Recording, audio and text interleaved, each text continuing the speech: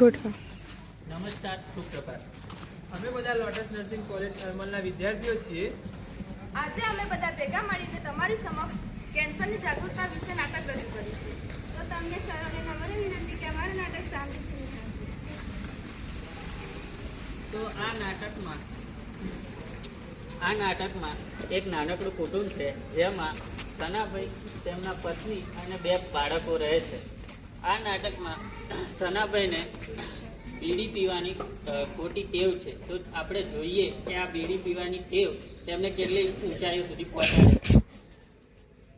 ચાલો ઉઠો બંને જણા, સ્કૂલ નથી જવાનું?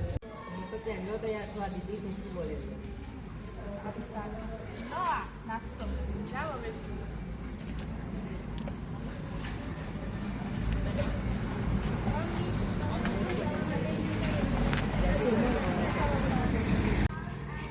હવે સના કાકા રોજની આદતની જેમ બીડી લેવા દુકાને જશે.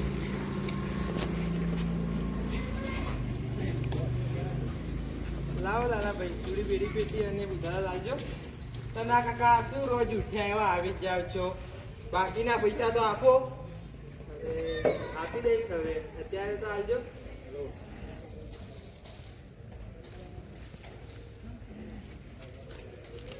હું છું બીડી તમારા માટે લાવી છું ઉપર જવાની. મારું નામ છે મસાલો. અરે ભાઈ, મને તો કોઈ ખાવો. મારું નામ છે તમાકુ. મને તો કોને ખાઓ. મારું નામ છે વિમલ. કોઈ મને તો ચાખો. બોલો જુબા કેસરી, દાને દાને મેં કેસર કા દમ. મારું નામ છે દારૂ. અરે ભાઈ, મને કેમ ના ભૂલી જાવ છો? હું તો તમારા સુખ દુઃખનો સાથી છું. તો જોયું તમે, આ બધા હતા સના કાકાના મિત્રો, જે તેમને જલ્દીથી ઉપરની ટિકિટ કઢાવવામાં મદદ કરશે. ના બોલો ને, કામ કરતો બોલો. હવે થોડા દિવસો પછી તમાકુ અને બીડીના વ્યસનના કારણે સના કાકા બીમાર પડે છે. કેમ છો શાનાભાઈ? તબિયત પાણી બરાબર ને? અરે રાજુભાઈ, આવો આવો. અરે ભાઈ, કેટલા દિવસથી તબિયત બગડી છે. કહું છું ડોક્ટરને બતાવ્યો, પણ માનતા જ નથી. અરે ના ના, આ તો જૂઠું બોલે છે. કશું નહીં થયું મને. ના ના ભાઈ, આવું ના ચાલે. એકવાર ડૉક્ટરને બતાવો, શું કહે છે ખબર તો પડે. ચાલો આપણે ડૉક્ટર જોડે જઈએ.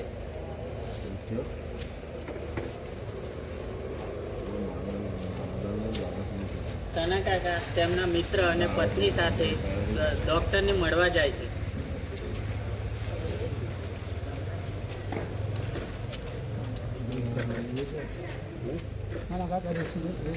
બોલો કાકા, શું થયું તમને? બેન, તાવ આવે છે, ભૂખ નહીં લાગતી અને મોઢામાં ચાંદા પડે છે. તમને કશાનું વ્યસન છે? હા, વ્યસન તો છે. બીડી અને તમાકુ. હા, સારું. હું તમને 2-3 રિપોર્ટ લખી આપું છું, એ કરાવી રાખજો.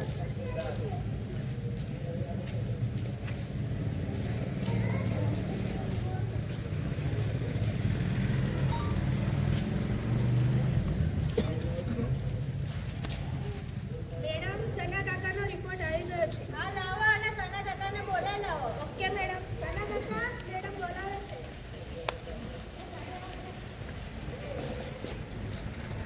કાકા, તમારો રિપોર્ટ આવી ગયો છે. એમાં તમને 3જા સ્ટેજનું મોઢાનું કેન્સર થયું છે. હે ભગવાન, આ શું થઈ ગયું?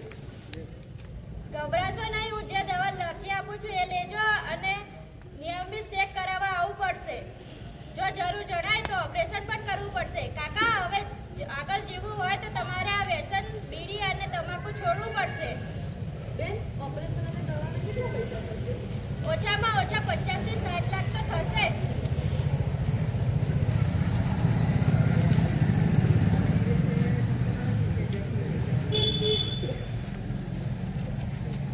સના કાકા ડૉક્ટર કે તેમના પત્નીની વાત માનતા નથી અને તેમનું વ્યસન ચાલુ રાખે છે, જેથી તેમની 1-2 વર્ષ પછી તેમની તબિયત સતત બગડવા લાગે છે અને તેમનો પરિવાર કંગાળીને આડે આવી જાય છે અને તેમના બાળકો પણ સ્કૂલે જતા બંધ થઈ જાય છે.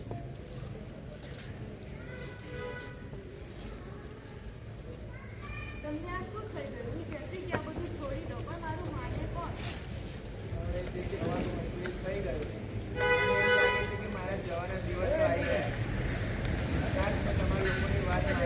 તો આજે આ દિવસ ના આવે. તમે આવું ના બોલો તમને કશું થશે તો આપણે આરતીના પપ્પા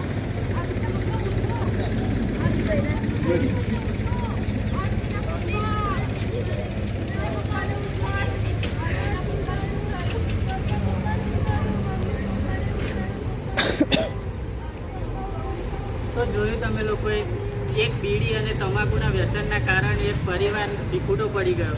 જો એ સમયે સના કાકાએ તેમના પત્ની અને ડૉક્ટરની વાત માની લીધી હોત તો આજે તેમનો પરિવાર સુખી અને સહી સલામત હોત. છતાં તેમની વાત માની નહીં અને અત્યારે તેમના પરિવારમાં દુઃખનો માહોલ છે. ભગવાને તમને આ દુનિયામાં પીને પીને મસાલો ખાઈને મરી જવા માટે નથી મોકલ્યા. તમને એટલા માટે મોકલે કોઈ સારું કામ કરો અને તમારા પરિવારોને